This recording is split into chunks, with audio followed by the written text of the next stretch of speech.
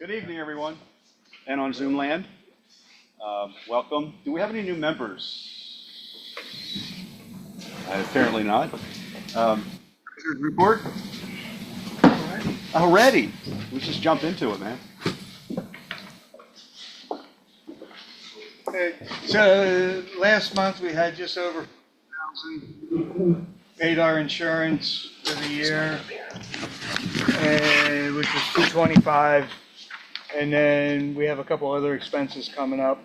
Right. The pavilion rental, and then some other things that were purchased. Tool things and stuff like that? Yeah, tool things. So right now we're probably 47, 48, somewhere in there. Okay. Thank you. Open shop will not be this Saturday. It's always the second Saturday, so it's the 14th, not this Saturday. I even get confused, but it's just so nobody shows up this Saturday. Annual picnic and disc or ring toss will be on July 1st. I think that's the date. It doesn't sound right. Let me see. Same place? Yep, same place. I think it's the second. It's the third. Sorry, it's the third. It's the third. Tuesday night, the 3rd, July 3rd. My agenda was incorrect. And I don't know if you sent it out like that, but it says July 1st and it's Whatever not. was on your agenda July went out. 1st. July 1st is Tuesday night. July 1st is Tuesday. What the? Oh, I looked at June. Yeah, it's today. I thought I was wrong once. Well, you can be wrong as many times as you have. Yeah. It's on July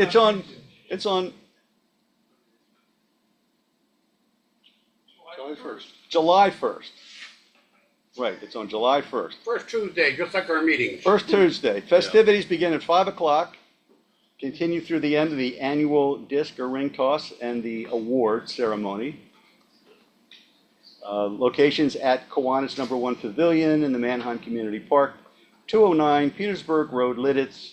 Tom will send out a reminder typically the week before.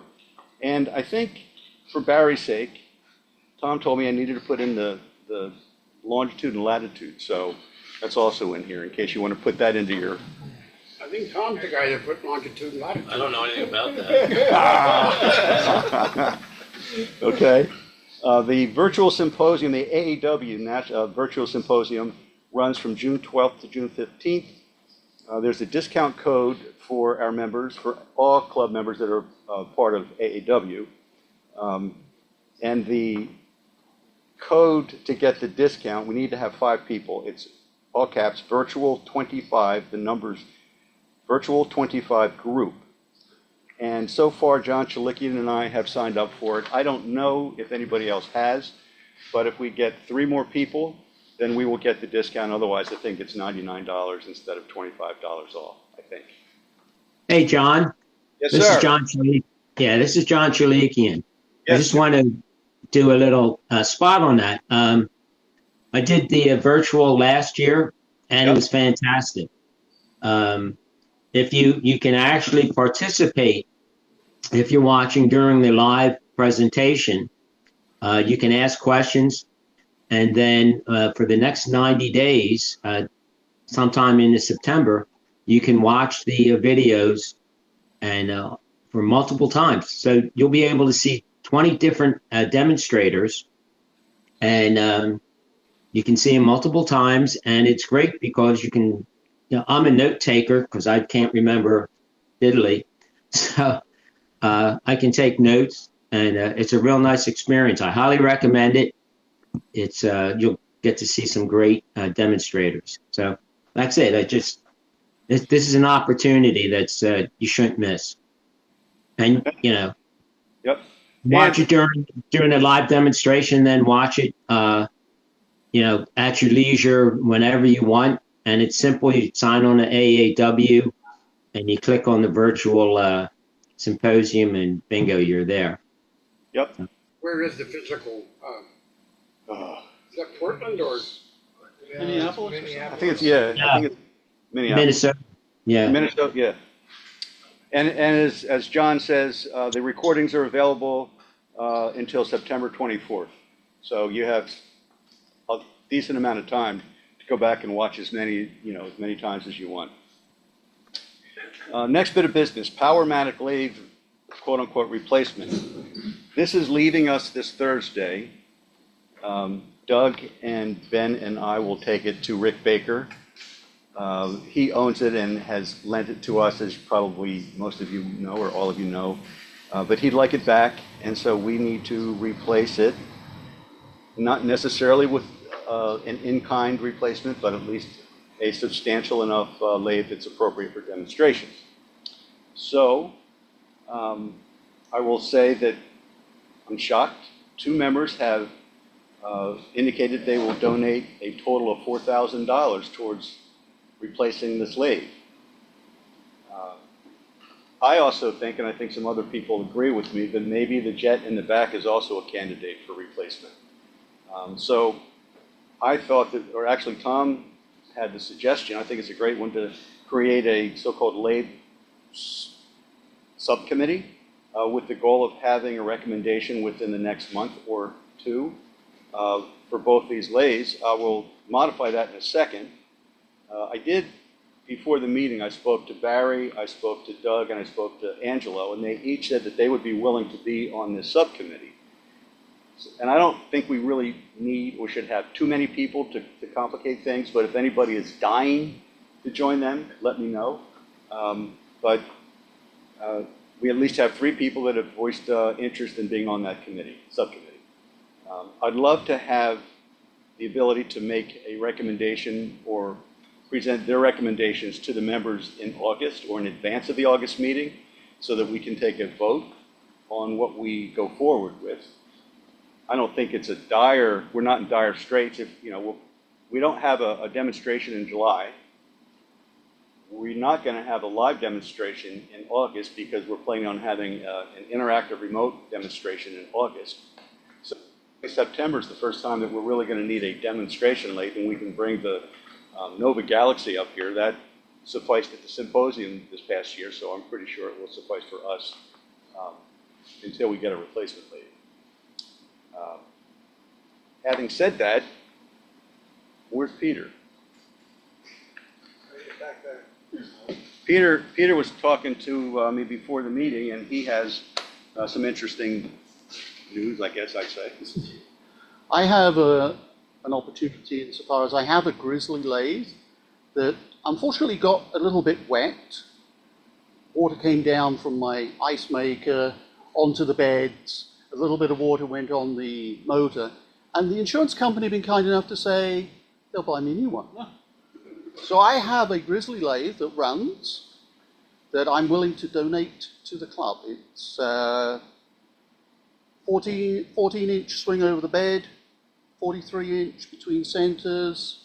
It's a 3/4 horsepower, variable speed using the belt. It's variable speed, so you haven't got to change belts. You've just got the lever, and comes with a faceplate, 4-jaw universal chuck. There for the club. It's the club. Aromatics getting angry. Doesn't want to leave. This is why we're replacing it. Also, I have a 9-inch Ryobi bandsaw that came into the same thing. It still runs, but the insurance company said they are willing to replace it. So if the club wants a 9-inch bandsaw with some spare blades, which would be different size to what we got back there, it's less intimidating than that bandsaw. The club is by all means welcome to have that as well. It's nice to have 2. It is. Yeah. It is. And, put different kind of blade on it or what have you, and Yeah. it's 120, so Yes. it doesn't need a special outlet. Is that a 1 inch or 1 1/8 or 1 1/4? 1-inch by 12 on the lathe. Morse taper number 2 in the headstock and the tailstock. I'm not sure what It's chucks an older- will fit it. I'm sure you can buy them. I'm searching. Yeah. He has a truck with it though. I have Yeah. a Yes, he has faceplate faceplate and a and 4-jaw and a universal four-jaw. chuck on it. So my thought, I can't speak for the club, but my thought was that and it comes with a stand. It has its own stand. Yeah. So perhaps we use that as I'll call it the replacement or the addition to the jet. But I think we ought to discuss it to the extent that people have questions. Doug? I think you can always get a slightly bigger one than these little tiny ones for the use. So I would be suggesting accept your offer, just to include it in our, if nothing else. Yeah. The only comment I would make is if I was thinking, hoping for slightly more power, more than a 3/4 horsepower motor on the one for demonstration, big one, but absolutely. Yeah, I think this would be part of the stable that we have here. And if somebody says the motor goes bad, we can replace that for a lot less than you can buy a lathe. Exactly. So that's the worst case scenario on that. Sure.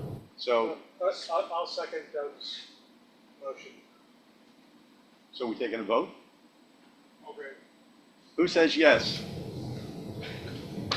Don't look a gift horse in the All mouth. right, let's say, who's got the nerve to say no? How long would the bed, Peter? 43 inches. Do they all say yes? The total length of the bed is 62 inches.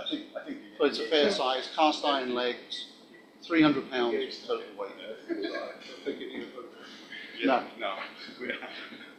Okay. I didn't think we'd have any naysayers, but thank you, Peter. So, Thank you, Peter. Ben, Can we have it up here Thursday? We'll bring it up here. Oh, because you had the equipment. Yeah. Well, then it will have to be taken apart to put in a vehicle, unless. so the question then is, I don't know what you're doing Thursday, but I will be coming here with my pickup truck. And I don't know what you're doing, but I can stop by your place and pick it up. Sounds like a plan. Right. So the answer is yes. Yeah. Yeah, okay. Okay.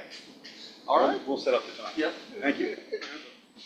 Plan B to consider. What's plan B? I just got a Powermatic, and I did have a 2 horsepower Jet 1642, so it's just taking up space now. So, but I want money for it. Well, okay. 13. John? Yes? Going back to the AAW symposium, has there Yes, been an sir. email gone out that I've missed on that or anything What's his last name? for the group? You know, like Mike Brazeau. Oh, my. Yeah, the emails went out. Yeah, the email did go out, Mike, but I can. just- All So the info was in one of the bullet points. yeah, so Mike, if you just go on the AAW website yes, and type in aawsymposium.org. yeah. Well, I know how to get there. I've done it twice before. Okay, and the discount code it's all caps. Right?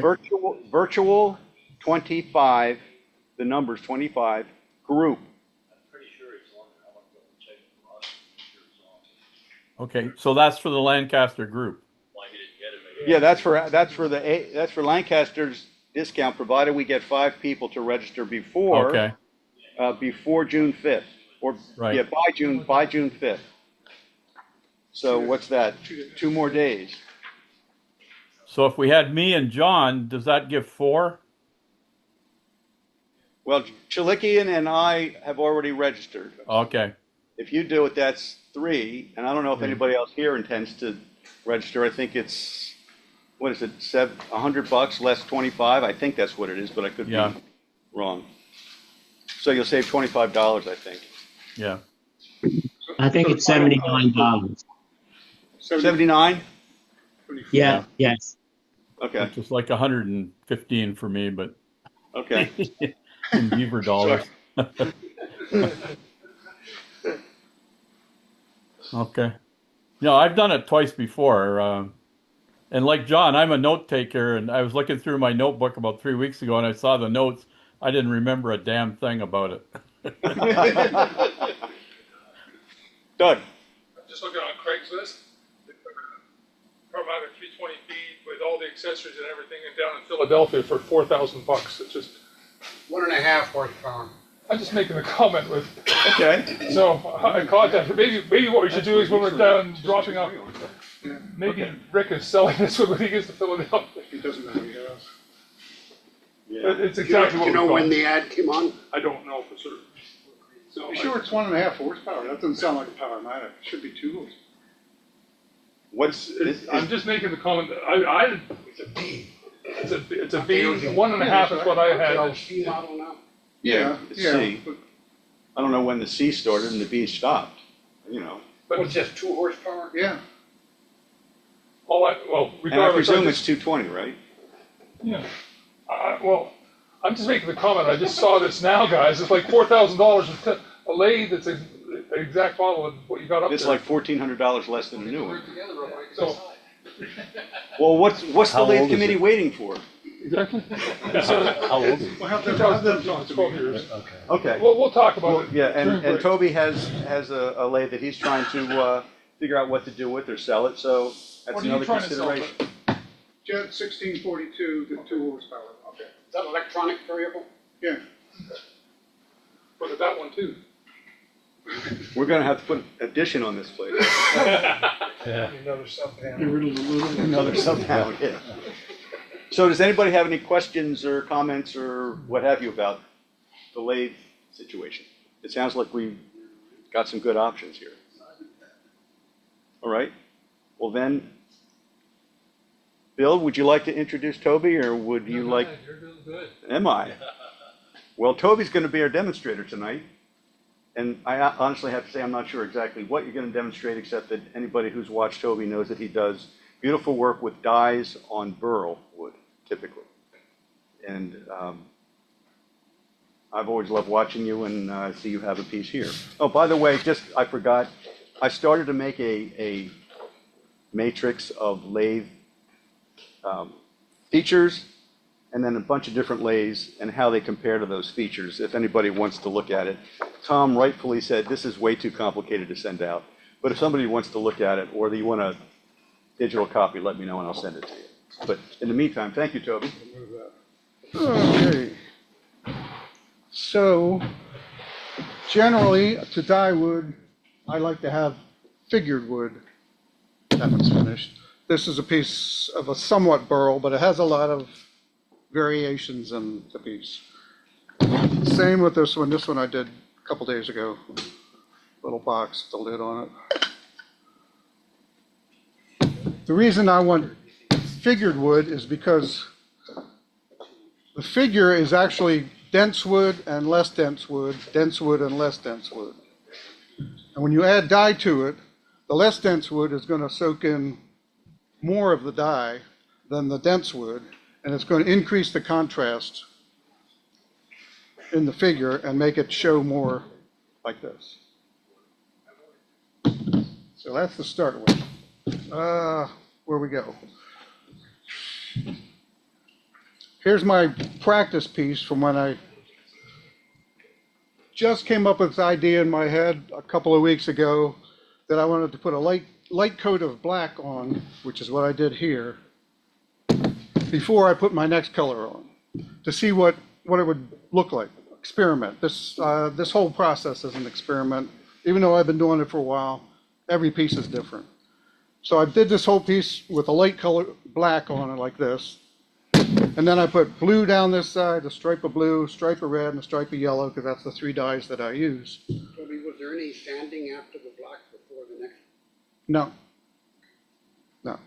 I sanded it barely to begin with, because it's just to give me an idea of what the figure is going to show. It's not a finished piece, so this is just, like I say, a practice piece. So that gave me an idea of, if I do this black and I put those colors on, how it's going to look different than a normal piece, which I'll bring one out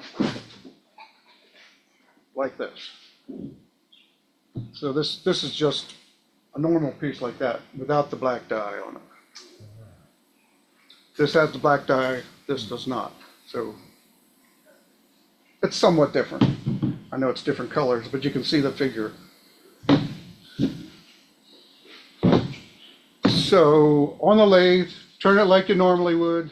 I sand it down to 320, inside and out, to the bottom. I get it completely finished. I'm gonna go over it with a Scotch-Brite just to clear off any fuzz that might be on there. This one I've already dyed with the light coat of black on it, so then I'm gonna choose, I guess, blue on there to see how it comes out, because I already did a red one. Always use gloves. I don't, but Yeah. here I'm going to because I don't want to make a mess of myself. I did a demo of my dyeing in State College last year sometime. I did a little turning and then I dyed the piece. And I had gloves on. And I'm going along and all of a sudden I see this yellow dye all over my gloves. I got it on my pants and it's all in because I was handling the piece. There's dye here, yellow here, yellow there. Why did I wear gloves? I wasn't being careful. I did end up finishing the piece. I manipulated it a little bit with more dye. So it came out all right, but it's easy to get this stuff all over you. Toby, how do you apply the black? Is that with the, like daubing it, or do you just put it on with the brush? I'll show you. Same way I put these Okay. on. Yep. Let's see. Can I ask a question too? Yes. Are those water-based dyes or alcohol? These are water or alcohol. Oh, I use water. This is trans tint dye, by the way, transient. which you can buy at Woodcraft or you can buy online on Amazon. And I think they're like 20, 25 bucks for this. But I only use a couple drops for a piece. This lasts forever. Where was I going? You interrupted. Yeah, sorry. It's all right. Well, you got your gloves on. So. I got my gloves on. I'm safe, except for everywhere else. My hands are safe. I wear glasses, which, by the way, tomorrow morning I'm going to the eye doctor for them to do their whatever they do initially to determine for your cataracts. I'm going to have that done in a month or so after they do this initial evaluation. So I can see fine here, but it's a little bit blurry out there. Where am I going? Got my piece done. I got the black dye on this one. I'm going to put water. What do you sand that to? 320. Sand it to 320. So after you did the black dye, did you do any sanding? No, no. And if you feel this, you feel the grain is raised up a little bit, but so what? I'm going to add more water to it with the other dye. And then before I actually put the finish on it, I will use the Scotch-Brite just to get rid of the fuzz. And there will be some, especially because I'm using water. Use alcohol, there'll be less, but it'll still raise the grain a little bit. I use water because it's convenient, it doesn't smell, it doesn't evaporate while I'm using it, so it keeps the same consistency of the concentration. So I put about, for this doesn't take much dye. I'm going to put that much in there. That should be plenty. I'm going to put some blue dye on here. Top always gets messy, so you don't want to get dye on your hands and then hold the piece. I found that out in State College. So there's my water. I'm going to put 4 drops in there, I think. 2, 3. There's 4. See, it gets on there no matter what.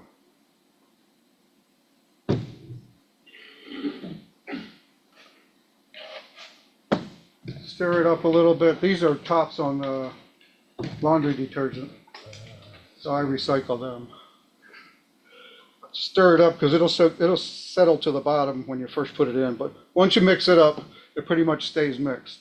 When you have, someone else mentioned that I'm staining them. Well, I'm not staining them because stain is different than dye. Stain has a lot of particles floating around and they will settle down. You need to mix that up every time you use it, whereas this pretty much stays homogeneous, whatever. It stays in the solution. So the first thing I do is the inside. Do I do the inside first? Yeah. I'm not in my basement. I'm losing track of what I'm doing. So I just put the stuff on there and just wash it on. There's no, I'm not trying to put some here and somewhere. I just brush it on. Let it soak in. I put enough on that each piece of wood gets saturated so that there's not a lighter area and a darker area. Are you getting this on camera okay? Yeah. Are you doing this on the lathe? No, I'm doing it just like I'm Is here. that- Okay. I get the pieces done, and in my basement now I have 3 or 4 finished pieces like these two. And I'll sit down there and my little table with the light on it, and just when I finally decide, yeah, okay, I'll dye some today, then I just go to them just like this. Toby, you may have said this, is the wood always dry, or do you ever use Always dry wood, yes. dry wood? I haven't done any wet wood, and I don't know, it might work out. It's an experiment, try it. Toby, have you ever tried airbrushing the dye? I have not, and that would probably work as well, I assume, because it's, a fine mist. If you're covering the whole thing, I don't know, I've seen them online, and they use airbrush, and they can be fairly intricate with where they put the dye with it.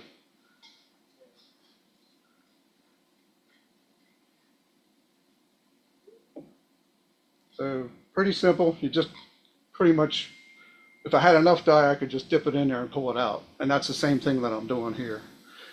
So it doesn't matter what brush you're using, it looks like that's a glue brush?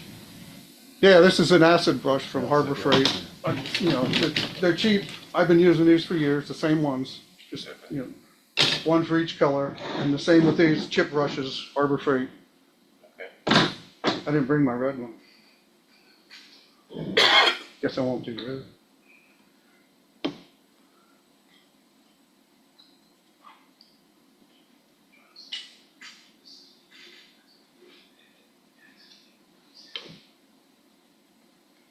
Goes pretty fast. You just, like I say, you just wash it on there. Don't worry about hitting lines. I will say when I finish this one, I'll show you how I keep it off the natural edge rim there. This one, it doesn't matter because I'm doing the whole rim. You said you put black on first? I put a real dilute mixture of black. Because I'm wondering why it wasn't black. Okay. Yeah, it's real dilute. Even this is really dilute. Right,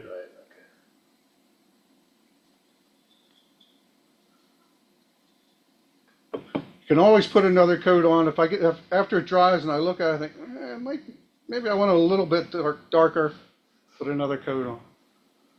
So that piece is done. That was. Why a dye and not a stain? A stain has bigger particles floating around in it, and it pretty much, those particles sit on the surface. They don't go down in very far. And they block the grain pattern more than what the dye does. So that one's done. I'm going to put the same blue on here so we can compare the two. That one had the black on it first.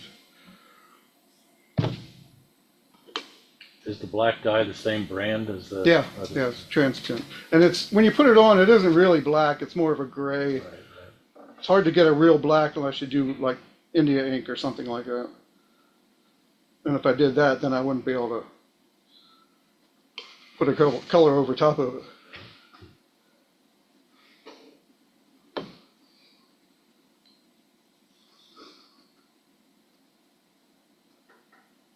I didn't do what I was going to. After I get done with this, I'll show you the natural edge.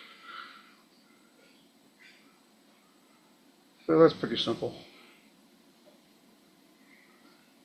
This maple is actually kind of dark for maple. I have some that's much lighter than this, and when you put the dye on it, like, even though this was from the same tree, this wood was a lot lighter than this piece, because this was closer to the heartwood or whatever. I better put that down there before I dye it.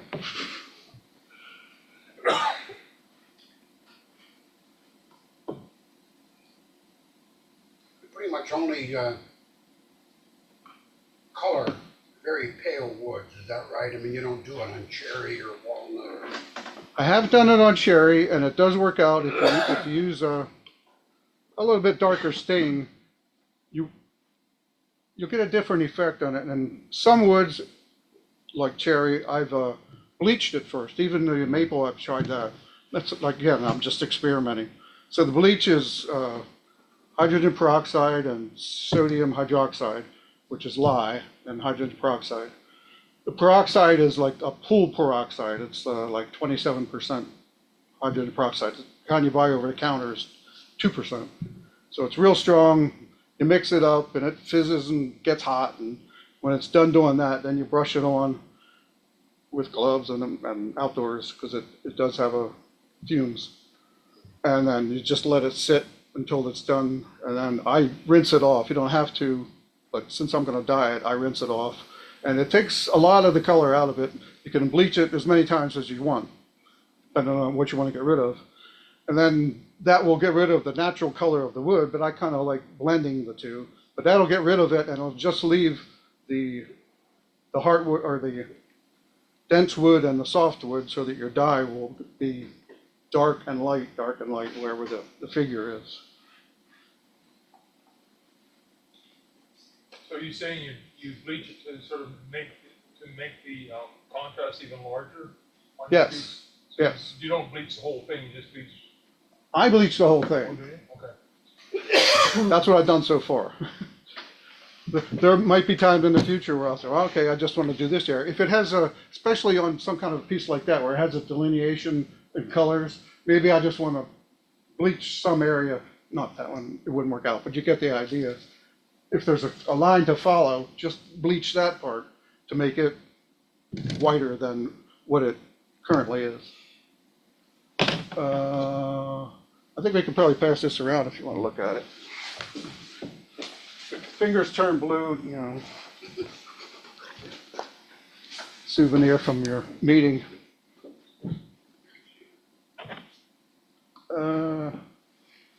Since this is a kind of a bigger area here, I'm going to use. So just the color of the wood makes it turn blue? That's supposed to be black, right? No, this is blue. Oh, okay, I thought you were black. So I put black on it first and let it dry. I did that before I came here. Okay. Before I knew I was coming here. Oh, so you're experiment with it. Somebody called me about 4 days ago and said, can you do a demonstration? Who was that? So that might be a good piece to demonstrate how you keep a clean edge on your natural edge. Still didn't do that. Make sure I got nothing on me. Okay.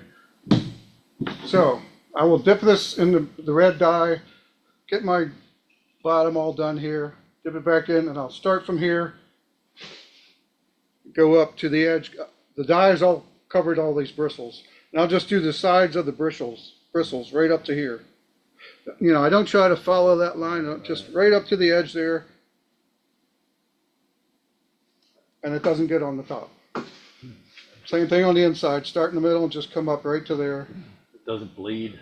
Doesn't bleed into it. Not on this wood anyway. Some wood it might. This is, I don't know, it's a denser maple, but I haven't had any problem with it. Sometimes I'll accidentally do that and say, but generally it'll come off. That's how I do the natural edge. Get this guy finished. This isn't really much of a demo because it's simple. I just put the dye on it. The trick is to pick wood that the dye can be useful, can improve the look of the wood. Another area, if you don't have burl wood, if you have wood with a pronounced grain like ash or maybe oak, well, there's a puddle down in there. The open pores of the rings and the grain, after the dye dries, you can put a sealer and then do some rub and buff to make those, and then you put that on, let it dry a little bit, and then wipe it off. And what's down in those pores will be a contrasting color. Like if you had blue and then you had the silver rub and buff, put it on there, and then after it dries, wipe it off. All it will do is stay in those the grain pattern. That can look really interesting. Making a mess. If it's just plain wood, if you had just regular maple that had no figure in it at all, and you put dye on it, it's going to look like a piece of maple that's red instead of maple colored. It really doesn't improve the look of the wood, and I'm after enhancing the piece. If I'm adding dye to it and it doesn't really make any difference to the wood, then why dye it? Let the wood just be natural. But because this is figured and has the different densities, adding dye to it can enhance the contrast and come up with a different color kind of piece. I get a lot of remarks on my pieces when I used to do shows, which I don't do anymore. I just put things in shops and let them sell it. I'd have a display there with all these colored pieces. People would walk by, they'd come in, oh, I thought this was pottery. It's ceramics, because that's kind of what it looks like from a distance. So my pieces they look different. That's why I dye them, to try and improve them and make them look different. All right, got my signature on there. Dye. Anything else you want to know about dyeing? Oh, when it's dry, like I say, I'll Scotch Brite the raised grain, and I'll let it dry. I give it a day to dry, just in my area. You can put it in the microwave or something, dry it quicker if you want, but I'm not in a hurry. When it's dry, I use out of a rattle can Krylon triple thick clear coating. You can buy it at Walmart, $6.47 a can or something like that. Is that what your bowl is? Yes, that's what the bowl is. So we can pass that around too. Get a good look at it. Do you do any multiple colors on? I have done multiple colors. Matter of fact, I have some down here. I'll show you. But I have something else to show you first. We'll get to that though. Hey, what was that finish you put on last? Oh, the Krylon triple thick clear coating. Oh, it's just clear. It's like clear spray paint basically. And I put the initial coat, it'll soak in, and if you just keep on going, it'll keep soaking in. So just coat it, let it harden, and seal the wood. Then the next coat will add a layer to it, rather than sealing or just keep soaking down into the wood. So I generally put 3 or 4 coats on that piece there. I put it on a little turntable, spin it around. It takes a little bit of a technique so you don't get runs. You have to put it on to adjust all those little speckles that come out of the spray can. It'll look like a satin finish, and then when you get enough on, it'll just turn into a gloss. That's when you stop. Don't put any more after that. That's when it's all joined together. If you put any more on, then it's going to start to run because it's too much for it to hold together. So that's my technique. Toby, I've seen much of your stuff on Coffee Hour, your larger burl pieces, and a couple of them you've done with more than one color. Mm-hmm. I was wondering if you were to do, like, not that you should do, but if you were to do something like that cup in a second color, you wouldn't just brush it on, or you daub it on, or strategically, or if you put a second coat. Well, the first one that went around had black and then blue over top of it. Right. This one, if I wanted this to be green, I would put yellow, a thin coat of yellow over top of it, and it would come out green. And there'd be variations of shades of green because of how much soaks in where. Yeah, that's one.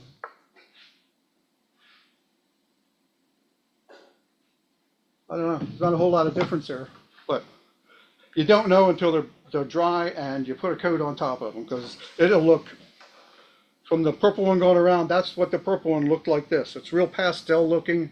In fact, when I first started dyeing, which was probably 10 years ago. The day you were born. What's that? We all started dyeing the day we were born. Oh, right? I first started dyeing wood, which was about 10 years ago. I had a box elder burl. That was a nice 14-inch natural edge, had moss all around the top of it. It was a neat looking piece.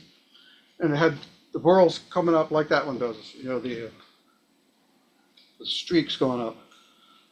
I put this blue dye on there, and it looked really neat, and I had it on there, sat it down in the basement. At the time I was working in the basement with my lathe. Came back the next day, and it's all this pastel.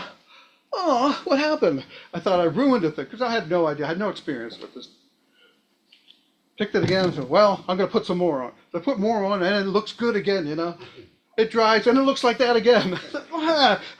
I put 3 coats on, and I said, the heck with it. I put at the time I was using wipe on poly, which you can also use.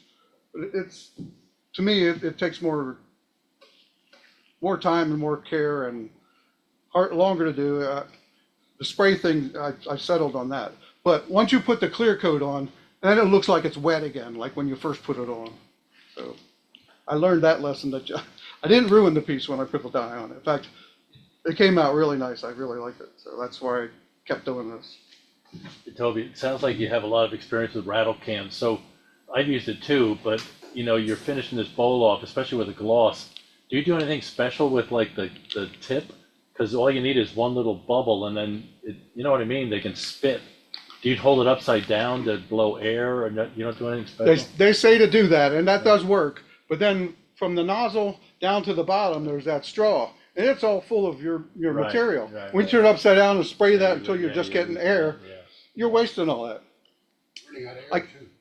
what's that? Running out of Pressure. Yeah. So after I'm done spraying here, the nozzle sticking out this way, Yeah. Oh, you blow blow it across the clean, front of it. yeah. Venturi effect sucks what's just in the very tip of the nozzle. It sucks it out of there, and I've never You had don't a ever clogged take up. them off or soak them or anything? Nope. That's what I do. Just blow across them. If you can't blow hard, put the air hose on them. It does the same thing. Blow across it. Don't blow into it.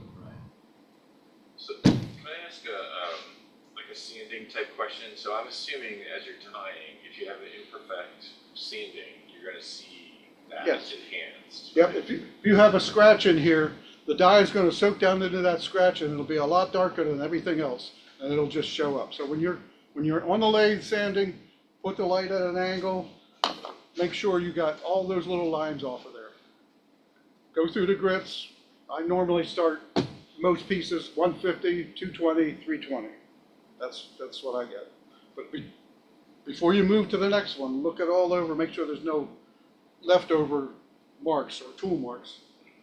Do you have a reason to stop at 320, or do you notice a difference when you make it? If you go 400, 600, 800, what you're doing is closing off those pores, and the dye's not getting in there, and that's what you want to happen. You want the dye down in the wood. So 320 is sufficient for me. Yeah, seems to work. Do you notice a difference in the coloration if you're using water versus alcohol? It's just one. I haven't used alcohol in a long time. I don't think there's a variation. The alcohol does penetrate even farther than the water does. So that's one consideration. If you have something that's thin and you do the outside, it's an open bowl. Say this was half this thickness. You do the outside and you put a lot on, it's going to start seeping through the inside, and that's going to show up on your final product. And that's one reason that I got away from doing alcohol. And I just do the water now. Any other things? Anything from the, where we at? Anything from Zoomland? Questions? Toby, Yeah. just to clarify, this is John. Hi. So I think you mentioned it. If you're mixing colors, it works pretty much the standard color wheel, but Yes. you can kind of expect that to work, but in the color wheel spectrum. Purple, red and blue, purple, red and green, orange, or red and yellow, orange. What did I say? Red and blue, green. Yellow. This is yellow. Yellow and blue. All right. Yeah, same as the color wheel. And I generally put them on. I don't mix them up in here. I don't put yellow and then the blue and make the green. You could do that. But you kind of get a monotone color on here. I put them on separately. I blend the colors on the wood because you can see different areas. The blue shows up a little more than other areas. Then when you put the yellow over top of it, the yellow is going to fill in those areas that the blue isn't, and it's going to turn different shades of green. It's going to increase the interest of the That's the way I do it. Okay. Yeah. So all that you have bought basically are the three primary colors. Correct.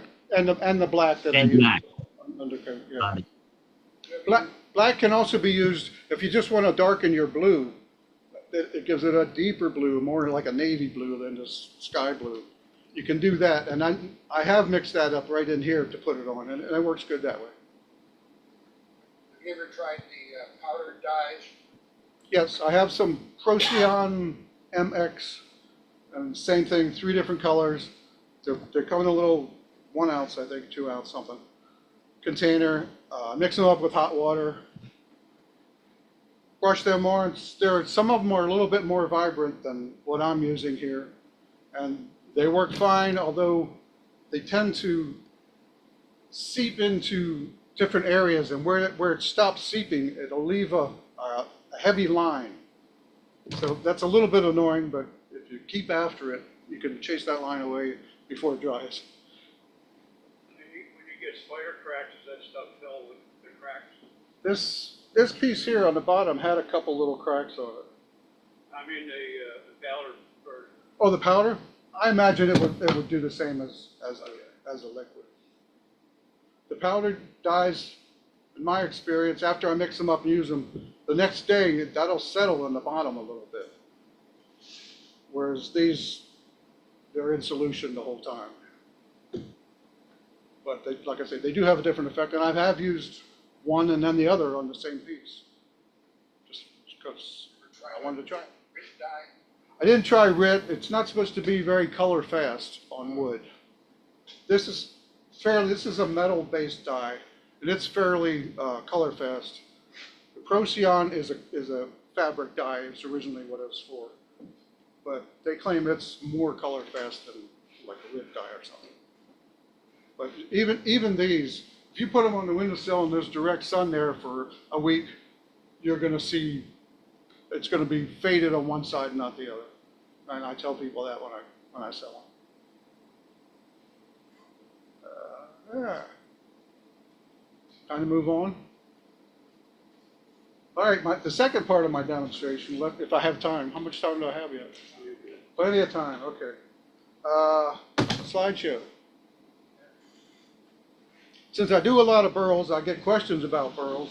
People get a burl and they're intimidated by it a little bit. But they don't want to mess it up, you know, because they don't get many of them. I happen to be in an area where I do. Lucky that way.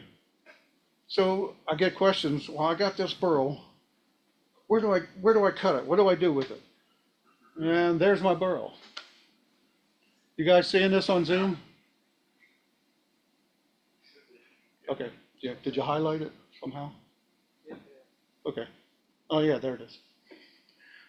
Okay, so there's my burl. I don't have a measure there, but I have my screwdriver up there to give you an idea what size it is. And it's basically half or a little bit more around this trunk of the tree. I think it was a branch. So next slide.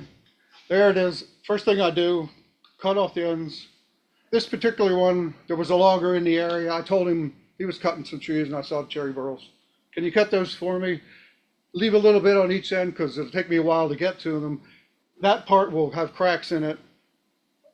I'll cut those cracks off, and then I'll have solid wood to deal with. So I leave those ends on there until I'm ready to actually chop the burl up.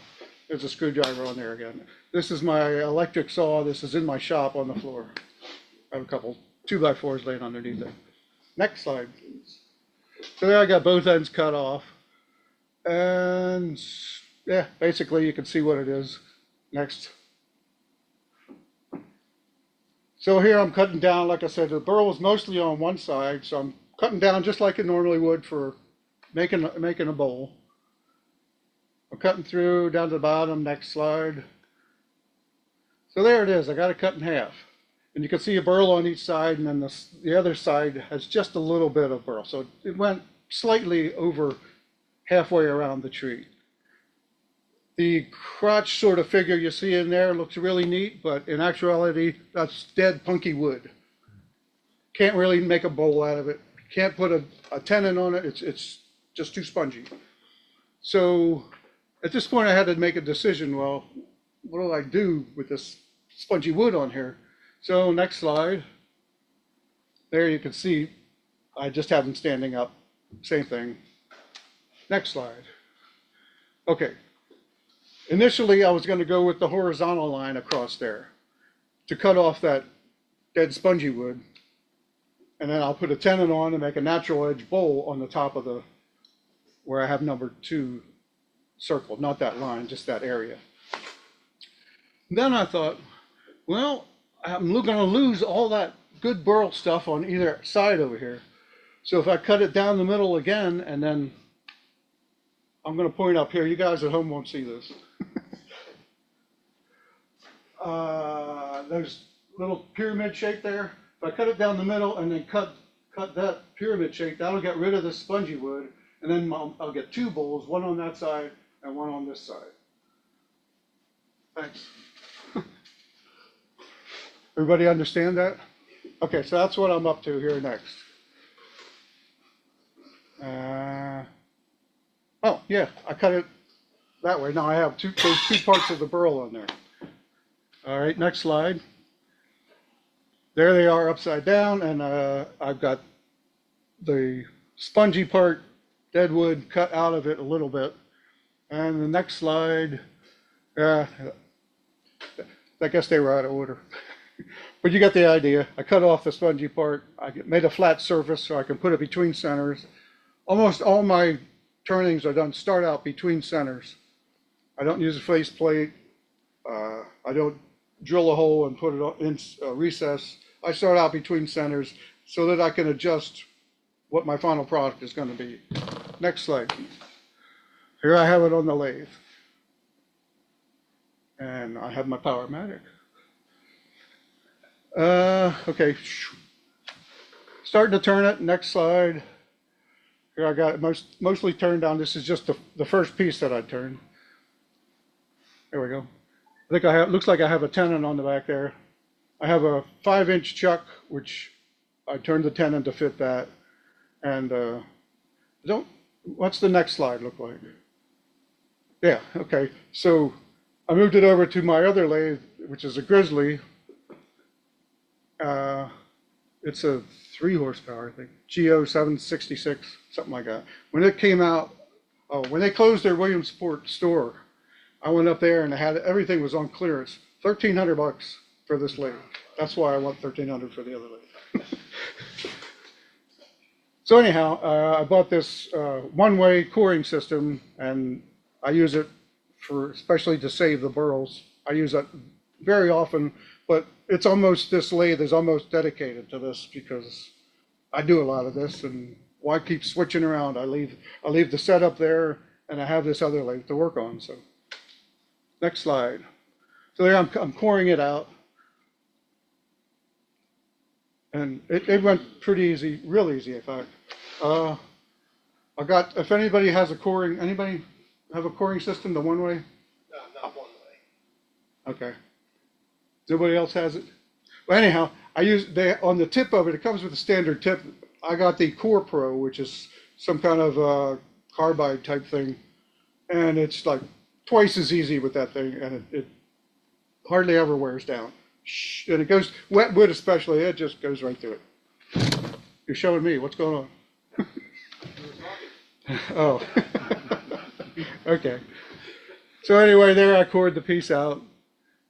And I was going to bring these in, but in the basement, once I get them to this stage here, and I wrap them up in newspaper and put them in my basement on the shelf back in the corner where there's little air movement, and let them sit there for 3, 4, 5, 6 months. And I write on top, cherry burl and the date. I got all these ones there, and I couldn't find the ones that I actually did here because I was doing, I think I dropped off 10 or 12 burls outside my shop. So I was going through a series of them. So I got all these burls there, and I couldn't figure out which ones. That's why I didn't bring them here to show you. But, they look like that. Okay, next. How thick is the wall thickness when you've done that on the blank? That's probably, I use like about the 10% rule. Yeah, so if that was a 10-inch bowl, which it might be a 12-inch there, you know, about an inch probably. And then I take it from there, put it back on my Powermatic and reshape it and refine it a little bit before I wrap it up in newspaper. Toby, do you find that as your burls are drying, do they shrink differentially like regular wood, or do they? Not generally, no. If it's all burl like these were, or pretty much, They stay round? they're pretty much round. Yeah, they do deform a little bit. They might even go like this a little bit. But you know, you leave enough of it there, and they don't shrink as much, so you don't need the 10% because it doesn't have the exaggerated football shape. Okay. Oh, there. I took some pictures after there. That one's about 12 inches. Next. That's the other one, apparently 12-inch, and then the cores next. There. I don't know what that is, whether that's them facing me or that's the ones that I cored out. I don't remember. But that's what they look like, and that's the kind of stuff I like to do, and people like to see, and they buy it. So. And the next one. Do you put any wax or anything when you're letting these dry? You just use the newspaper. I just use newspaper. Yep. I turn it upside down on a newspaper. No, scratch that. Forget what I do now. I put it this way on the newspaper. Not that one. I wrap it up around here like this, all along the sides, and kind of go like that with it, the whole way around with the newspaper. Then I take that, flip it over on top of another newspaper, not a paper towel, and just fold it up and put tape on it. Then I turn it over. I write the kind of wood on it and the date and anything else I want to know, like if it was from a special person or whatnot. Poke some holes in the top of it with a pencil, and then that's ready to go into the basement, sit there for months. It gives it its own little environment in there, and the moisture permeates through the newspaper slowly, but keeps enough moisture inside that it doesn't let the wood crack. The wood needs to have the center in between these two walls dry at the same rate as the outside of the walls. And when the outside is dry faster than the center inside the thickness of the wood, that's when there's tension there and something has to give, and that's where you get the cracks. So by giving it its own little environment in there, and the outside is, my basement is about 50% humidity, and like I say, I put it back in the air in the corner so that air doesn't circulate too much there, just to slow down the drying so that it does not crack. So I've got good luck with that. Everybody has their own technique. That's what I do. Those are the cores there. What's your rule of thumb for how long you let them dry? How long you let them dry? Depends on the wood, because some will dry faster than others, but generally anywhere from 3.5 to 6 months, something like that. Or if it's a really big piece that has thick walls, 2 years. You don't do the weighing trick? I don't do that. Now, if you pick it up, you tap on it, you feel it. After a while, you can kind of tell, okay, this one's ready to turn. Especially with a natural edge piece, even after you turn it, if it warps a little bit more, you can't tell. If it was like this, you would be able to tell, but something like that, you can't tell if it's out of round or not. Is that the last one? Oh, these were made from the second half of that burl that had those little pieces on the side. So I made use of that wood. These are only like 4 or 5 inches bowls, but you know, they're burl bowls, and there'll be little ones like this that somebody will buy for 20, 50 bucks, something like that. Okay, that's the cherry burl. I have another one. You want to see another one? Sure. Okay, move on to the maple burl. This one is, that was like my second time I did a series, so now I'm doing this third series, and I got a little more experience, and I tried to take as many pictures as I could, but when you're in your shop working, you kind of just work and you think, oh, I should have taken a photograph of that. It's too late, but I did what I could here. Go ahead and start her up. Okay, this is sitting on the grizzly lathe. There you can see the numbers down there. So I have it written out 20 inches long, like this, and it's 10 inches high at the highest, and it's 5 inches thick. And it's sort of shaped like a Kentucky kind of shape. Next shot.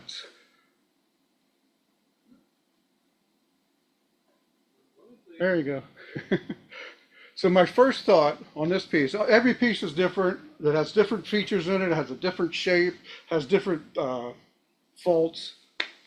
So I looked over this one. My first thought was to follow this black line, circle, the big circle there.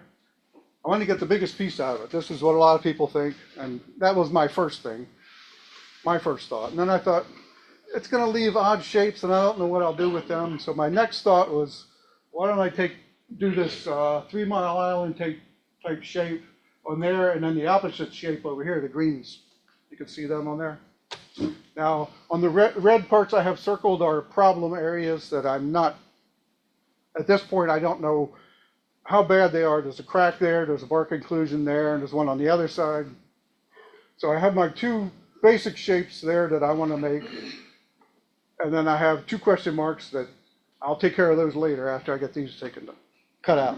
So I took it over to the bandsaw, next slide, and I cut those shapes out, and I put them back together here like it was laying there before. And then I started turning the vase shaped guy. Go ahead, next slide. Oh, no, I don't, not yet. I turned them over on the bandsaw side, and I sprayed them with water just to show the figure off. It's a little bit hard to tell on this screen, but you can see there's a lot going on there in that piece of burl. Now I have that piece. You can see in the back where I took it from. I have it on the lathe, and I'm going to make a vase out of it. So I started turning, like I say, everything's between centers. Go ahead and turn. And there I have the outside done, and I'm probably getting ready to. First of all, I ran a Forstner bit in as deep as I need to go to get rid of the bulk of the inside. And then next slide, I jumped again. I actually have a script here. Heck with it. On this piece, oh, go back. That's where I was. On this piece, it had some fine cracks there. You can just about see them. Right here, some up through there, a little bit down there towards the bottom. So I mixed up some milliput. Does anybody know what milliput is? 2-part epoxy. Mix it together. It's putty. So you just squish, about 2 minutes till it's all homogenized. And then I damped my finger on some water, took a little bit of the milliput, put it on there, and just moved it all around like a slurry. And the slurry went down into the crack, and it just hardens down in there. The rest of it just sits on the surface, that slurry, and it sands right off. So it doesn't stain the wood or anything. It sits down in there, and then it doesn't, when I put dye on it, the only thing that has the epoxy on is that crack. So it doesn't spread out and ruin my dyeing process. What about CA? CA blends out into the wood, and then your dye won't penetrate the wood. So it'll leave that natural color, or it looks like you put CA on a crack. So this worked out for me. It's the first time I did it. Seemed to work. Okay. After I did that on the outside, then I started hollowing the inside. You can see in the bottom there the Forstner bit, and the rest of it, I used basically a 5/8 inch bowl gouge and just down through there. Okay, there it is, all done. I have a little base on it. It's all sanded, ready to go. Tendons off of it, sanded inside and out. It's ready to be dyed. But now I'm just because I'm doing this slideshow. I started on the next piece, and there it is. And I'm starting to shape it. I have the tenon formed there. There's another angle, and you can see where I took it from on the other lathe. There's the finished shape. And I guess I'm starting to hollow it out here also now. Next one. I don't know if I have. Oh, I sprayed water on it again to show the figure in the wood. There you can see where it was missing from the other side, my piece of burl. There, I do have the forstner bit going down through. That is actually smaller than my Jacob's chuck. I'll go down as far as I can, pull it out, put a bigger forstner bit in that my Jacob's chuck can go down through, and that's how I got clear to the bottom. Just keep switching them out. If you put the biggest one on there first, it's really hard going in. It's cutting a lot of wood. Okay, next. So when you're, I've not hollowed anything that deep, so it's a beginner's type question. My experience with just crotchwood and hollowing is that the grain is going in every direction, and it's really, really not simple to hollow out. Do you just use a scraper, or what kind of tool are you using to get the form after the forstner bit? I use a bowl gouge, and I have my technique that I use to go down through. If it gets really deep like this one, because I have it in here, I'll show you when I'm finished. It's probably 9 inches deep, 8 inches maybe. So that's pretty far to go down over with a bowl gouge. And this particular piece, I didn't go the whole way down. I left that forstner bit hole down in there about this far, because I have a glass that fits down in that shape, the forstner bit. Because you're going to put flowers, and so I only went down in about 6 inches with that. Okay. But even then, I just use a bowl gouge. You can use the carbide, if you have a heavy carbide tool, whatever you can make work. That's what I do. Okay, next. There it is back in where it came from. Now the next piece over here on the left, I have that circle on there. That was my first. My first thought was to make that a bowl. So it's 5 inches deep, and that bowl. That's about 5 and 5 around. And then I thought, that's going to leave me this piece on top. What am I going to do with that? I don't know. So I flipped it over, and the next slide. I actually didn't flip it over yet. My next thought was to make this neck vase. I don't know if you can see that. It's a bulbous shape on the bottom and then goes up to a natural edge top up there, kind of flared open. I looked at that and I thought, that looks really neat. How am I going to turn that? I thought, I don't want to attempt that this time. So I said no. So I flipped it over this time. This is working with a burl. It's you try this, you try that, you look at it at different angles. So I flipped it over and I thought, I want to use that natural edge on top there. So I made one without the question mark. That's what I cut out. So the next slide, there it is, that piece that I cut out on the lathe, and I'm turning it. And the next slide, there it is done. Like I said, I should have had more pictures here, but when you get working, you just work and you forget what you're doing. So there it is, back in its place where it came from. Next slide. And, the piece that's left over on the bottom on the left, that's the shape I came up with for that. It's going horizontally. The bottom is on the left, the top is on the right, and I'm going to make a lid for it, which will come off of that part that's on the right. So I'll make a vertical. Just slice that top off. Like if it was like this together, I just sliced this off. I turned this part first, which is the next slide, this part. So the top is going to come from the same piece of wood, and the grain is going to sort of line up. That particular piece was 4 inches by 5 inches, so I sliced the back of it off the bottom of it there. I left that for something to use later. My initial thought, I'll just make a little tray, maybe a little dish type thing.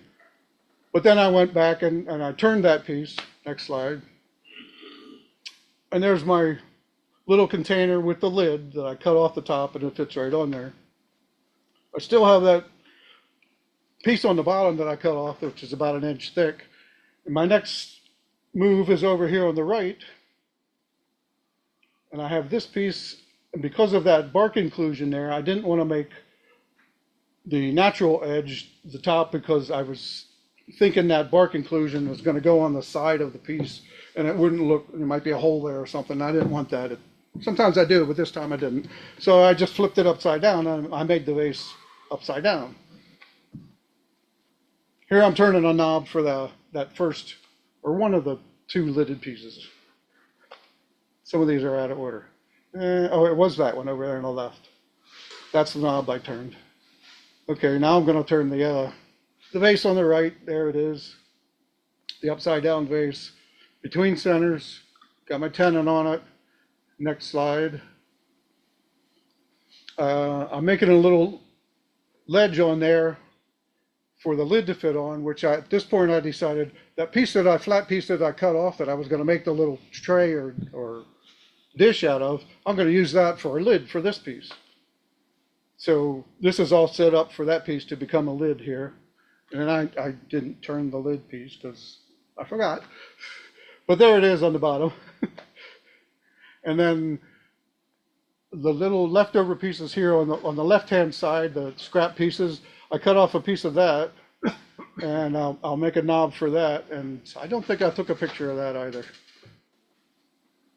So in review, this is what I started with. The next slide, this is what I ended up with, and that's where the pieces came from in that piece of burl. And then the next slide is with the color on them. And I have them here.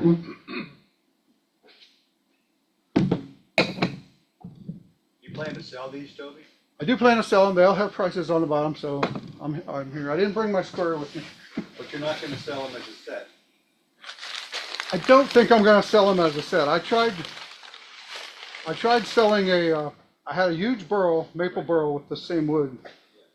19-inch, 17-inch, 15-inch. I had 7 different bowls that I poured out. And I tried them. I tried selling them. They looked awesome in my gallery. I'm a co-op member of the gallery. I had them there and, oh, won't you just sell me this one? Won't you just sell me that one? Because the whole deal was like $1,500. And nobody wanted to spend that much. And they didn't have anywhere to display them anyhow. It was just too much. So I don't think I'm going to sell these as a set either. Now, somebody was asking me about 2 colors. This red on here is actually the heartwood. I should have pointed it out on the slides back there. But this is the heartwood because this was upside down. The bark was up here. This was closer to the center of the tree. This is the heartwood. And it had a natural sort of reddish color to it. So I dyed that red, and then I put blue over the whole thing. When you first put that dye on red, right along trying to follow that line of the heartwood, it looks horrible because it looks like you put a brush stroke there. You're painting it there. It's stupid. But when I put the second coat with the blue, it just blends it right in, and it looks natural. So I found that out through experiment also. It does look like pottery. Yeah. This is that 1-inch piece that I cut off. It was worth saving. That's awesome. It was on the bottom of here somehow. So there's those 2.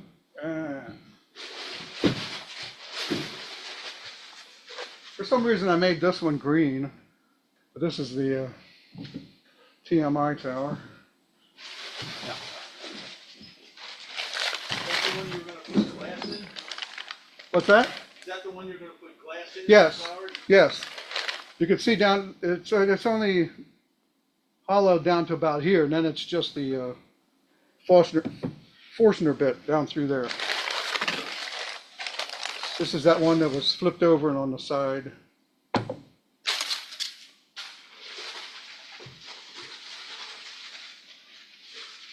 And this is the opposite one of this one.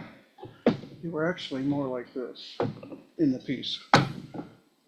This was laying down, this was upside down. Do you treat the burl in any way to make sure it doesn't crumble or come off?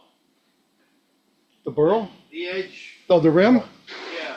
Well, this one I took the bark off of it, Okay. and this is hard. It won't come off.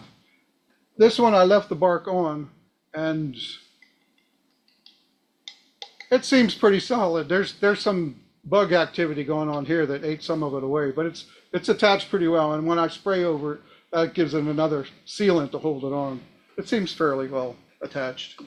You see, that bug thing happened after you finished the piece? No, that was Oh, that before. was part of Yeah, it. I got this wood from a semi-woodturner, woodworker, woodturner, lived across the river from me. A lady saw what I did, and she said, "Hey, my husband passed away a couple of years ago, but he's got this burl up in the rafters up here above the garage. Do you want to come look at it?" Well, I got there, and there's like a truckload there. So where did he get this? Well, we were at an auction, a house auction, and they auctioned everything off. And then the guy said, "What about that tree over there?" And they talked and said, "Okay, we'll auction that off." So he bought the tree and cut it all up into weird looking pieces. But that's how I got it. And it was dry when I got it, because he had it there for 3-4 years, and then he died 3 or 4 years later. I got it, and I still have pieces of it that I'm working on. Yeah, like this one. So you could all come up and look. Oh, any more questions out there? Okay, Is that it? I think I'm done. Unless there's more. Toby. Thank you. Thank you. I'll decide when I get home whether I want to put another coat on this or put yellow on it and make it green like that one. That's how I did this one. I did it blue first and then yellow.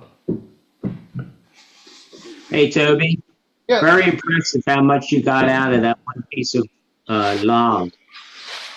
Very good. Thank you. It's all looking at it and thinking, what can I do and what's going to be left and what choice am I going to make that's going to be the right choice? And you just guess, basically. So we're going to have show and tell. Do people want to take a break for 5 minutes or so and come back and have show and tell, and you can check out Toby's work? That make sense? Okay, 5-minute break. So before we have show and tell, or the challenge also, it was pierced work for this month's challenge. But before we do that, because of this lathe that Doug has seen on Craigslist, it's a Powermatic 3520B, apparently 2013. It is in quote-unquote good shape. We're not sure what good shape means, but obviously we'll go look at it if it's still available. It also comes with a 1.5 horsepower dust collector, comes with a grinder, it comes with a bunch of turning tools, faceplate, jaws, chucks, some wood, a whole bunch of sandpaper and stuff like that. So it's not just a lathe. All for that price. For $4,000. And a new 3520C right now is about $53 or $400, I think. So it seems like it's a pretty good deal. But because it's like Doug just discovered it, the question is, can we put this to a vote of the membership of people who say, yes, we should pursue it, and up to 4,000, I guess, is what this is. But, you know, can you give us the green light to pursue this and purchase it for $4,000 if it checks out? To be clear, we have $4,000 in donations. We have $4,000 in donation, well, committed, not in the bank, but we also have the money in the bank if we need that before we collect the money for the folks who have committed to that. Plus, we have not received any money from anybody else who wants to contribute to the lathe fund. So, Doug, you... That's fine. I also would just point out, I'm looking at the Craigslist listing. The guy's shop is like 1,000 times neater than mine. There's no sawdust, there's no nothing, so it just looks like somebody who's taking care of his equipment really well. So I would not anticipate it being a problem on that sort of stuff. Doesn't use it. Or doesn't use it, but either way, you know, it's effectively a replacement for that one. That's what it is, and it's so to me, it's an excellent deal. And it has a bed extension on it. A bed extension on it, yeah. Matt. I have a question. I'm just not familiar with Powermatics. Is there anything on a newer one that this 2013 one wouldn't have? So this headstock slides, I presume the There's B no one slides does. too, right? I think it's just the motor. That's a B? Okay. It's a B. I think I looked at, last time I looked at it, was just maybe a 2 horsepower versus a 1.5 horsepower. They might have, or it might be something within the electronic controls there. But effectively, the entire casting and everything else is the same. Well, this, Toby says this is a B, so it's the same kind of, same model. I don't know what year this is, but you think Look on the comparable. motor, it has the year on the other side of the label.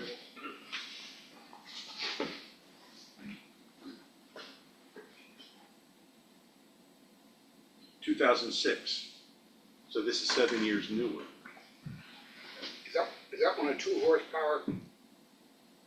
Yes. And this one's two horsepower Oh, it also. says 1.5. No, that's on the 1.5 left. dust think collector. that's That's a dust collector. That's a dust collector. So if it's a B, So it's it's just like going to be the a 2.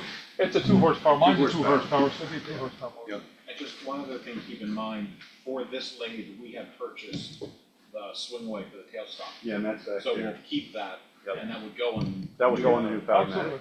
That's a good point. Now, somebody did, David, It seems to me that you've got a committee of people who know lathes well enough to make a good decision, and we may want to be opportunistic. Yes. Whether with this one or the next one that comes on Craigslist next week. what he So- said. So what I would suggest is that, and we have to vote on an expenditure of that size. Yes.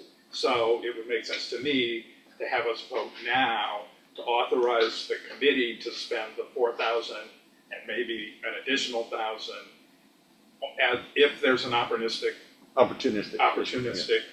chance to get a good lathe, and the committee decides that that lathe is a good purchase. I like the way he's worded that. I second his motion. Can we take a vote? Everybody in favor? Raise your hand. Online? I'm in favor. Thank you. So it seems like it's Unanimous. unanimous or darn close. Anybody against? Sorry? Anybody? Yeah. Any nays? What's the next thing? Just look at it, I mean, Well, see it? So we don't know that, The next thing is to email and tell me you're. I've already emailed the guy, asked him if it's still available, and asked him what the cash conditions. And if it's still available, then when we go up to drop this off on Thursday, we'll literally circle down to South Philadelphia and look at it. If it's good enough, we'll put it in the back of the truck and come home. So we'll even save ourselves a trip. So You know, I can make a suggestion too. The next time you communicate with them, tell them you're representing a lathe club in Lancaster, because sometimes people are sympathetic to that. okay, I'll do that. Jim, you wanted to say something? Yeah, so just to be clear, even if this lathe doesn't work out, we're still giving them authorization to use their judgment. Well, that's the question for the committee. I think that's what we voted on, and so I think the answer is yes. Yeah, okay. And we're not gonna purchase something that we think is risky. Right. And, again, I don't think we need a supersized lathe for demonstrations, but this is a nice lathe, a nice size lathe, and can demonstrate anything that we need to demonstrate. Yeah, especially if you're gonna bring somebody in, they're gonna want Right, a nice. right. And once we have a new lathe, it will not have to go to. Right. No, this one is staying here. Small Watts has got all their own lathes now, and we're going to let them keep those lathes. Now, to that point though, Matt, if we do need to move any around, I mean, the other ones are on wheels, Barry's made the nice benches for them. But if we need to move a future demo lathe or the Nova, or Peter's lathe, when we get that, instead of making something out of a motorcycle lift like we've done, which serves the purpose, when I was getting my new lathe, I didn't want to pay $450 for a set of wheels. So I went to Harbor Freight and bought a 1,000-pound capacity hydraulic table on wheels. And I just had to make a cradle for my lathe, but it moves it around just fine, and it cost $400. And so I was planning to go tomorrow to buy one for the club. I mean, club would pay for it, but that lets us, and it will raise up to like 34 inches or something, but because it's a flat table, if it doesn't quite reach the bedways, we just put a couple of 2x4s or something under it. So that way we don't need to have motorcycle contraptions in. Is Rick getting the lift back too? Yes. Both of them. So. we need something to move lathes around. And this seems a whole lot easier. You just jack it up, move the lathe around, lower it, and you can stash it under a table. Okay.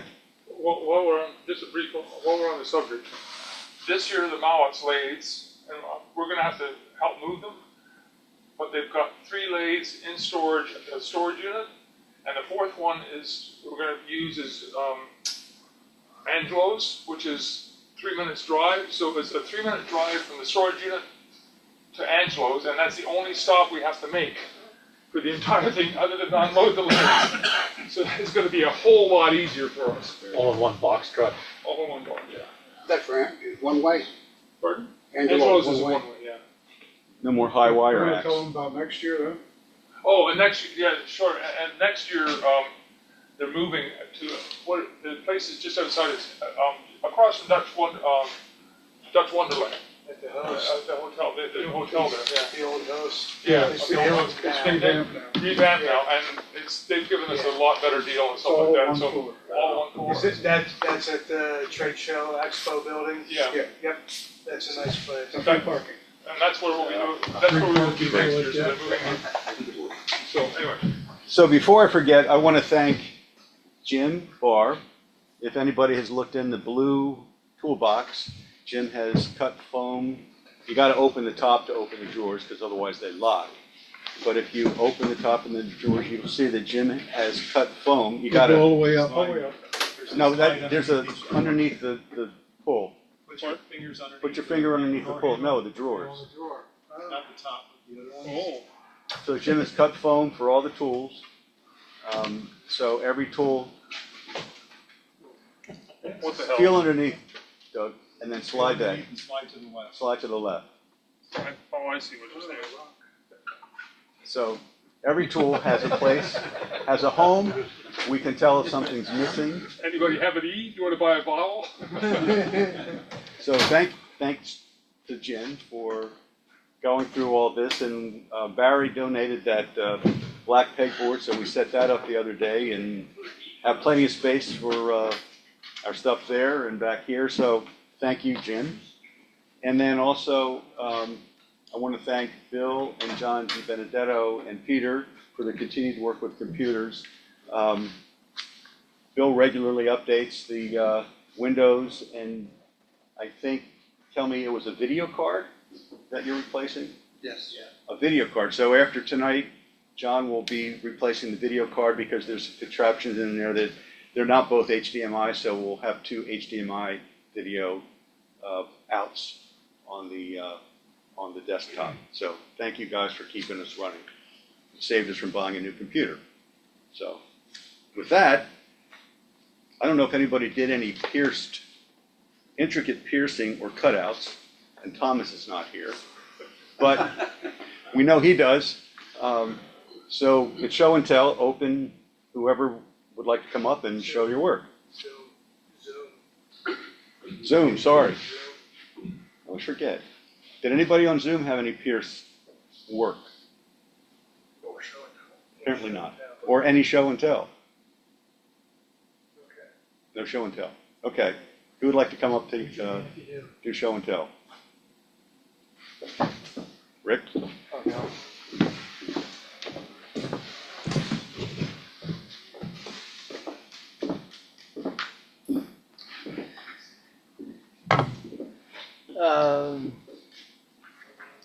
So this is a piece of wormy cherry burl that's been sitting around my shop for a couple years. Just a corner chunk that I cut other useful pieces out of. And I was like, I didn't know what to do, so I just did some epoxy work with it and just turned a little box. It's a nice tight fit, and it'll hold M&Ms. So Did you immerse that in epoxy? yeah, and turn around? well, what I did is I wrapped it tight and then just did a fill because so this portion of the wood is where all the wormholes were, and of course I didn't want to fill an entire thing the whole way encased.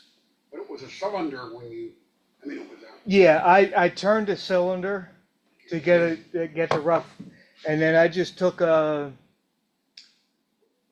little plastic container, actually two of them, like quart containers, and then cut them and wrapped it tight so that I made a trough and had it nice and tight. And then I just took hot glue and made a dam around it.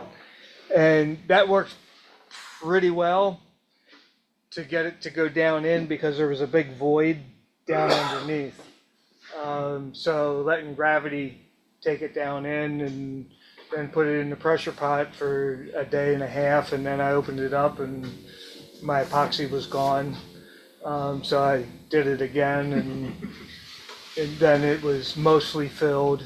And then after I turned it, then I had some voids where it didn't get in because the wormholes do this. So it's not just a simple fill. But yeah, so it was just something to do. And it was the first piece I've done for a couple months because I haven't had a chance to, well, since middle of March, I haven't been able to get it my lathe because my season started. So, but that was it. Next.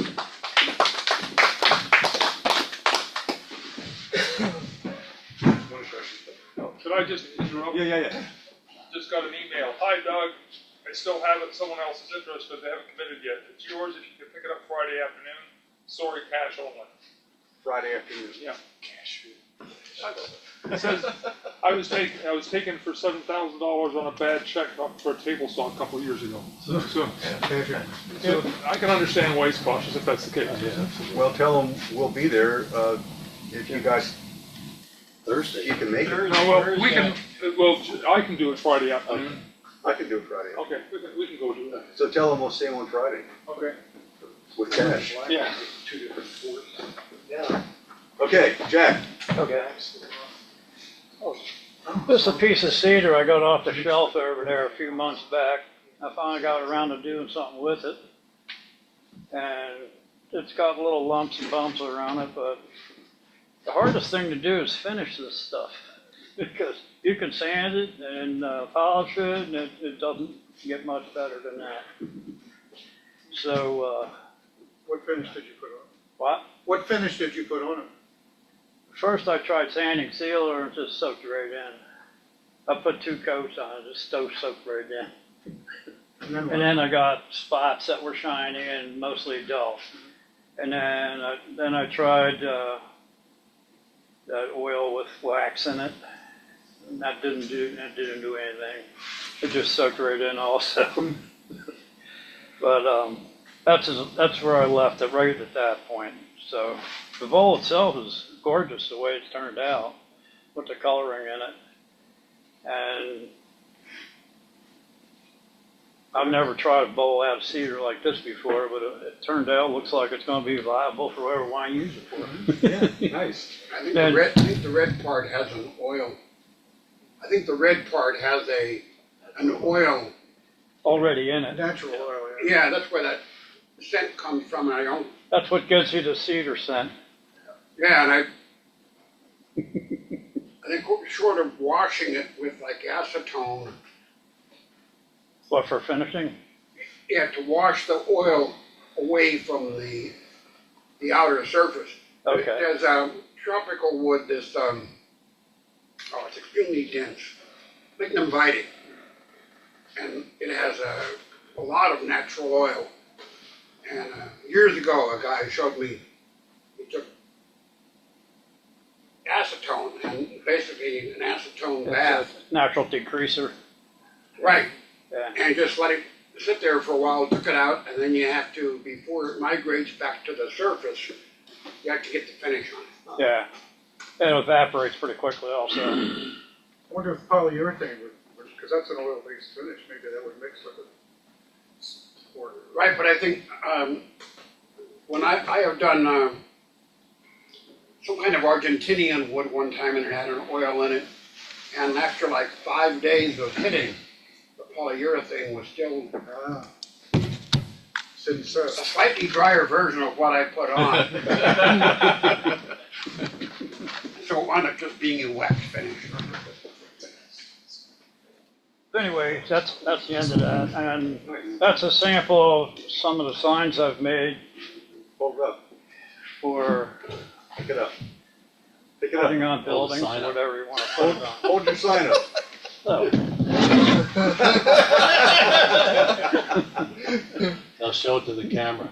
Yeah. and the worst part about doing these things is around the edges on pretty much every kind of wood, you get a fuzzy edge on it on the side that's climb milling. So what you gotta do is pretty much finish the surface first. And then you put a couple coatings of something on it, whatever it is. It's either polyurethane or sanding sealer or something to seal the wood. And then put sticky paper on it and roll out the bubbles so it lays nice and flat on it. And then run the mill through your program and then peel all the sticky paper off and take a sander to it, and it sands off the letters pretty clean after that. And before you pull the sticky paper off, you want to do your staining or coloring, and hopefully it doesn't bleed through everywhere. And then you can usually sand most of that out anyway, which I've done. You can see a couple places. Plywood really is nasty to use for anything like that, but if you use a regular piece of wood, it probably wouldn't do that. Is that pine plywood or? Yeah, it's just, you know, it came in a crate, and I cut part of it out of a crate. And that's what we made that out of. My daughter-in-law says, I got this box over here, says, can you do something with it? So that's what I did with it. Thanks, Jack.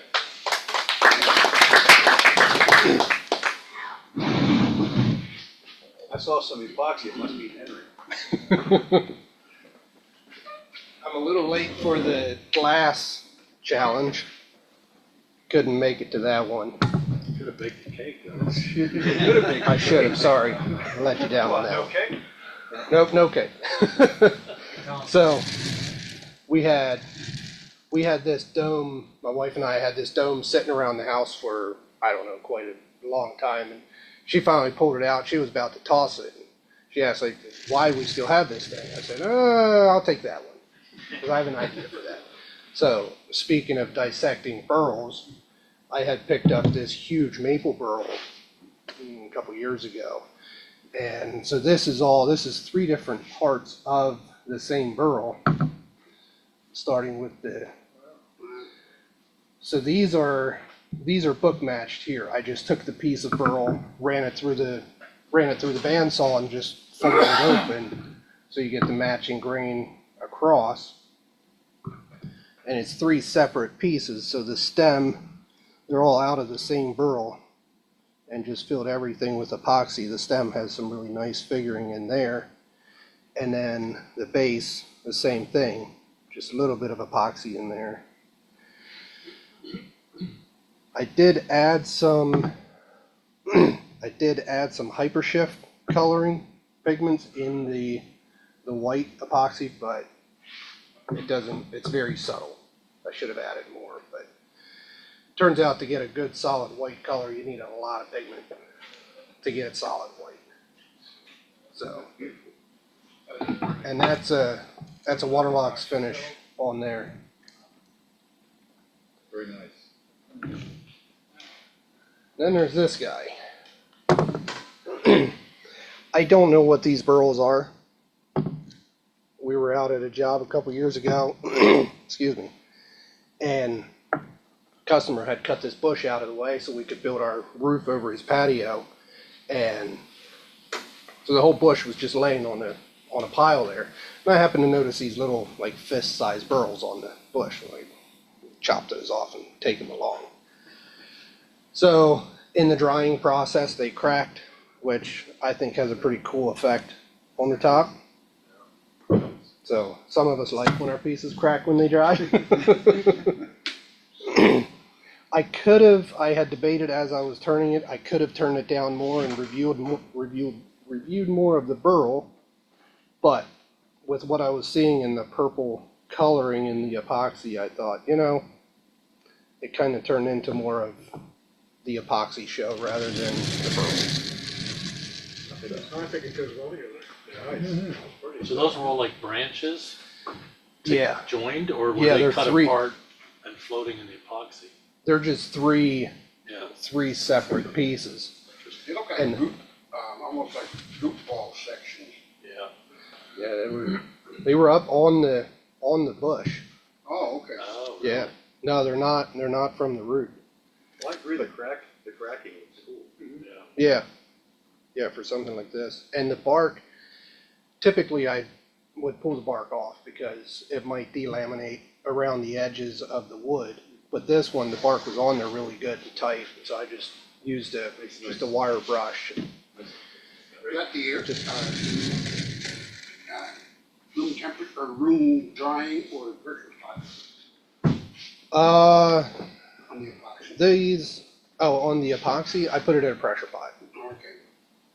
As far as drying out the pieces, another one of those where my wife walks in the kitchen like, "What are we baking?" It's like, "Oh, just me doing my thing, drying wood in the oven." Is this that Canadian epoxy that you? Yeah, designer epoxy.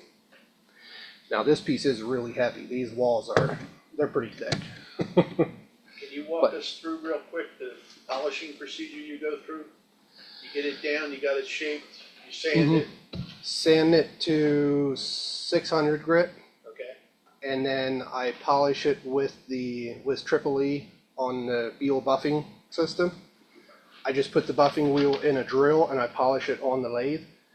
So I polish it with the Triple E and then wipe it down with denatured alcohol to make sure I clean off anything that might be left over from the Triple E. Make sure it's good and clean. And then I put a coat of the water locks on. And I'm pretty sure there are 3 coats of water locks. I buff it before each coat. After the last coat, there's nothing done to it. I did an epoxy coat on the inside.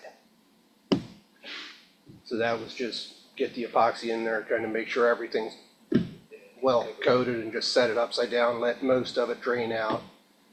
Do you use regular epoxy or do you thin it down at all? I think I thinned this one down because the faster curing epoxy I have is really thick. So I think I added some, did I use acetone or denatured alcohol to thin it a little bit? I should have a different, like a tabletop epoxy for that, but just use what I have, yeah. But for the epoxy casting, that's a deep set. That takes like 3 days for it to dry. That you didn't buff the vinyl coat? Correct. How was it applied? Rubbed on or? Rubbed on with just a lint-free cloth. Okay. Yeah. Looks like glass. That's the gloss. That's the gloss. Yeah. Yeah. Yeah. These are both the gloss finished. So. I think I might have to do more purple. Yeah. Thank you. All right. Thank you. Peter, do you want to run this camera a second? I'll move it. Yeah.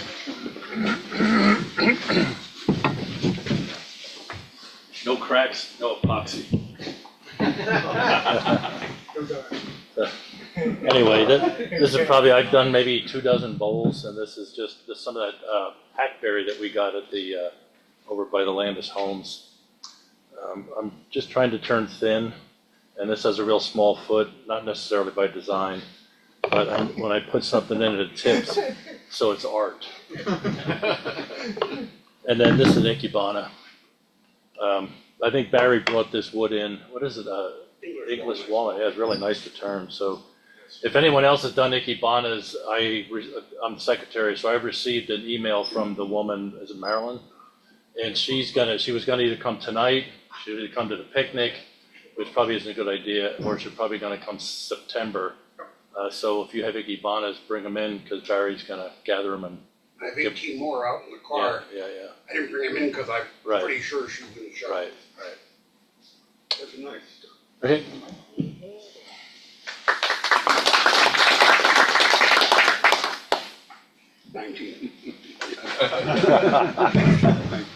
Anybody else have anything? Well, it's 9:03. So I think a great meeting. Thanks again, Toby. Good find, Doug. And we will hopefully have a new lathe here, another Powermatic here, if everything goes well on Friday. So, thank you. Thank you, John.